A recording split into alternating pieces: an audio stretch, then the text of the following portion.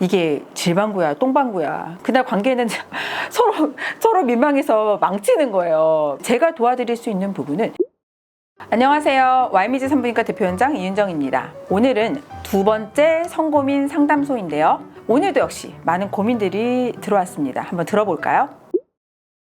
안녕하세요. Y존 냄새가 좀 심한 것 같아요. 속옷에 분비물도 묻어나고 남자친구도 냄새가 난다고 해서 고민입니다. 지렴인 것 같은데 어떤 해결 방법이 있을까요? 균에 감염이 되면 냄새가 나거든요. 균에서 분비되는 물질 때문에 냄새가 나게 돼요. 당연히 유쾌한 냄새는 아닐 거예요. 이런 경우 어떤 나쁜 균인지 한번 검사는 해볼 필요가 있어요. 다만 나쁜 균에 유입되지 않더라도 질 내에 어떤 상재균의 조성에 의해서 분비물이 조금 안 좋을 수는 있거든요. 예를 들면 정액이 들어왔을 때 자라는 균들이 있어요. 그런 게 자라면 또 냄새가 나고 그래요. 그래서 관계 후에 좀 질염이 악화되는데, 그런 경우 약을 먹어서 치료를 할 수도 있고 뭐 질정을 넣어볼 수도 있고, 근데 만약에 그렇다면 사실은 재발이 또 문제일 거예요. 그런 경우 재발을 어떻게 막아야 될지도 한번 고민을 해봐야 되거든요. 그래서 이런 경우 병원에 오시면 다 해결이 됩니다. 30대 초반 모태솔로입니다. 성관계는 한 번도 해본 적이 없는데 남자친구를 사귀게 되었어요. 너무 초짜로 보이고 싶진 않은데 어떤 자연스러운 팁이 있을까요? 네. 신선한 고민인데요. 일단 능숙해 보이고 싶다는 얘기잖아요. 네. 연습을 좀 하셔야 되지 않을까 싶어요. 동영상이라든지 이런 거를 시청해서 성관계에 대한 어떤 지식을 좀 습득을 해놓고, 그 다음 실전에 가서는 첫 관계니까 아플 거예요. 안 아파해야 되지 않을까 싶어요. 아파도 꾹 참고, 그 다음에 바로 즐기는 듯한 그런 몸놀림.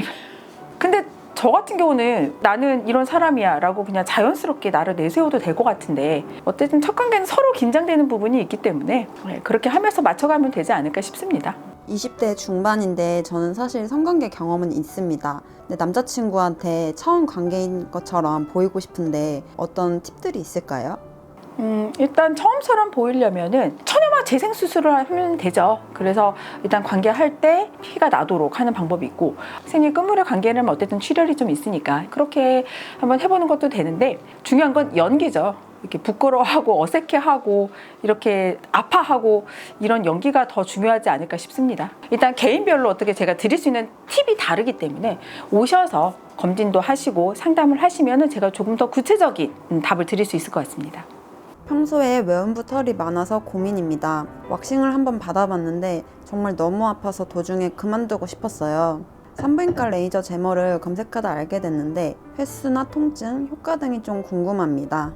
털에 대해서는 제가 좀 설명을 드리고 싶은 게, 약간 트렌드적인 것도 있는 것 같아요. 예를 들면은 이제 한 20년 전만 해도 외국에서는 그랬거든요. 외음부 털이 상대방에게 굉장히 무례한 거라는 얘기를 제가 들어서 되게 쇼킹했었어요. 근데 요즘에 우리나라가 좀 변화하는 것 같아요. 외음부 털이 조금 제거를 해주는 게 위생상도 그렇고 더 좋다라는 인식이 조금 깔리는 것 같고, 근데 외음부 털을 이제 없애려면 왁싱이라는 방법이 있죠. 뽑아보시면 아시겠지만 굉장히 아픕니다. 그래봤자 또 나고, 그 다음에 살이 굉장히 늘어지게 되면서 살이 칙칙해지고 탄력이 떨어지고 착색도 돼요. 그래서 왁싱을 자주 하는 건 권해드리진 않거든요. 그래서 이제 레이저 제모를 하게 되는 거죠. 털 쪽에 이렇게 레이저를 쏘게 되면은 모발의 성장 주기에 맞춰서 해당되는 그 털들이 이제 죽어요. 그 다음에 이제 이걸 한 달 간격으로 이렇게 반복적으로 하다 보면 한 5회 정도 하면 털이 굉장히 얇아지고 솜털처럼 되거든요. 그래서 그런 상태를 좋아하는 분도 계시고, 말씀드렸듯이 이제 올르드로 털을 아예 없애고 싶어 하시는 분들은 한 10회 정도 이렇게 해주시면은 털이 이제 말끔히 제거가 됩니다. 근데 저는 산부인과 의사로서 제모는 정말 강력하게 추천드려요. 외음부 털이 저는 사실 별로 역할이 없다고 보거든요. 어쨌든 생식기를 되게 보호하는 중요한 역할이었을 것 같아요. 예전에 팬티를 안 입고 살았을 때는. 요즘에는 이제 면 팬티로 굉장히 위생적으로 관리가 되잖아요. 그렇기 때문에 오히려 털이 굉장히 습한 환경을 만들고 분비물이 묻어서 지저분해지고, 우리 생리할 때 여자분들 아실 거예요. 그래서 사실은 저는 요즘에는 털이 필요 없다고 봅니다. 그래서 제모는 해주시는 게 현대 사회를 살아갈 때는 좋지 않나 생각합니다. 생리를 3달 가까이 안 해서 걱정입니다. 원래는 규칙적인 편이었는데 임신은 가능성이 없고 산부인과에 방문하려고 하는데 어떤 검사를 받게 될까요? 우리가 생리가 불규칙적인 분들은 많은데 절대로 3달을 넘기시면 안 돼요. 생리를 3달간 안 하는 기간이 너무 반복이 되면 내막 쪽에 변성이 와요. 그래서 내막 증식증이라든지 내막암이 생기기 때문에 그러니까 생리가 불규칙한 원인을 반드시 찾아야 됩니다. 체질적이든 뭐 환경적이든 그 원인을 분명히 찾아서 해결을 해줘야지 나중에 뭐 자궁 내막 쪽에 문제가 안 생기고 임신을 하는데도 문제가 없어야 됩니다.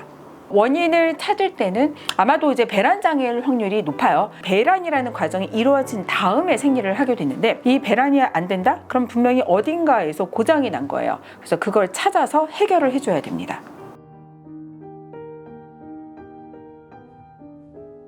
안녕하세요. 둘째 출산 후에 육아 중인 30대입니다.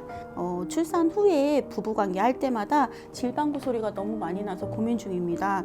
질필러나 이쁜이 수술 등을 알아보고 있는데 혹시 통증도 걱정이고 집에 아기가 있어서 육아하는데 힘들지 않을까 걱정입니다. 어떤 게 좋을까요? 그러면은 몇 가지 해볼 수 있는 게, 자, 질방구가 이제 왜 생기냐는 거예요. 그러니까 질방구가 뭔지도 모르시는 분도 계신데, 관계할 때 이제 성기가 삽입되면서 이제 움직일 때 이제 뿡뿡 소리가 나는 거예요. 그날 관계는 서로 민망해서 망치는 거예요. 여자로서 자신감도 떨어지고. 아마 출산 전에는 안 그러셨을 거예요. 나이가 들면서 질탄력이 떨어지고 자궁이 조금 처지니까 질 입구도 벌어지고 해서 생기는 부분도 있는데, 그 자연분만이라는 한 번 큰 타격이 가해지게 되는데 우리 환자분들이 2번의 타격이 가해졌죠. 그럼 질이 이제 훨씬 늘어나게 되죠.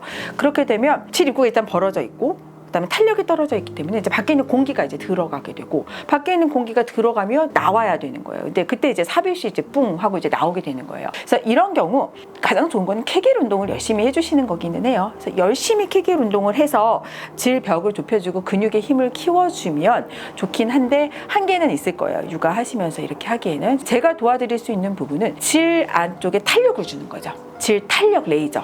저희 병원에 이제 미즈존 멀티 레이저 종류 굉장히 여러 가지가 있잖아요. 그래서 적합한 레이저를 해서 질 탄력을 주게 되고, 또 질 입구가 좀 너무 벌어져서 생기는 경우에는 질 입구 쪽에 살짝 이렇게 필러 같은 거를 채워주면 가스가 못 들어가게 막을 수 있거든요.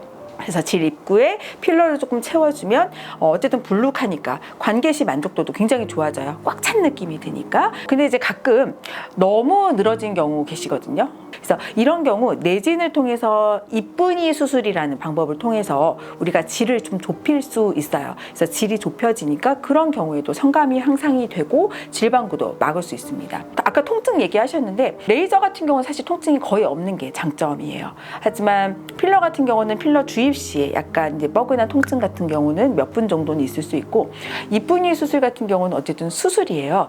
늘어진 질을 잘라서 옮겨서 이렇게 붙이는 거기 때문에 살을 이렇게 꼬집어 놓는 거거든요.